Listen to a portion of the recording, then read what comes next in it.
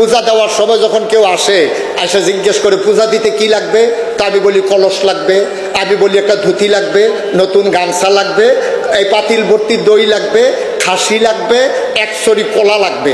এখন লা ইলাহা ইল্লাল্লাহ মানে কি জানো? ধুতি শেষ, কলা শেষ, ছাগল শেষ, আমার পরিবারের আয় রোজগারও শেষ।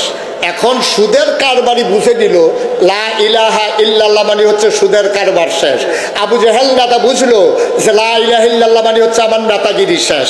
ওই যারা পুরোহিত ধর্মের পূজারী তারা বুঝে ফেলছে লা ইলাহা ইল্লাল্লাহ মানে হচ্ছে আমার কামাই রোজগার, ধুতি কলা ছাগল শেষ।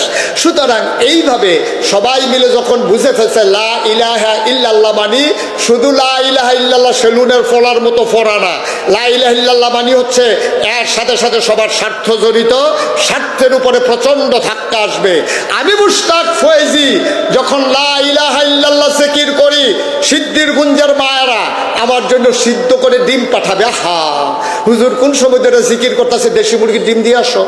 দোকানদার আমার জন্য আতর পাঠাবে, তারপরে আমার এলাকাবাসী আমার জন্য হাদিয়া পাঠাবে।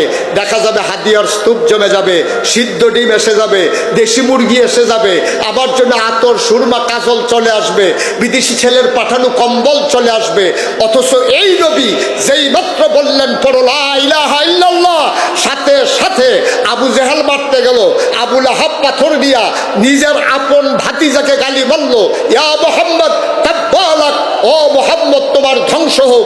আজকেও বাংলাদেশে পীর মাশায়েখরা মসজিদের ভিতরে খানকার ভিতরে লা ইলাহা ইল্লাল্লাহ জিকির করে, কিন্তু কোনো বাধা আসে না।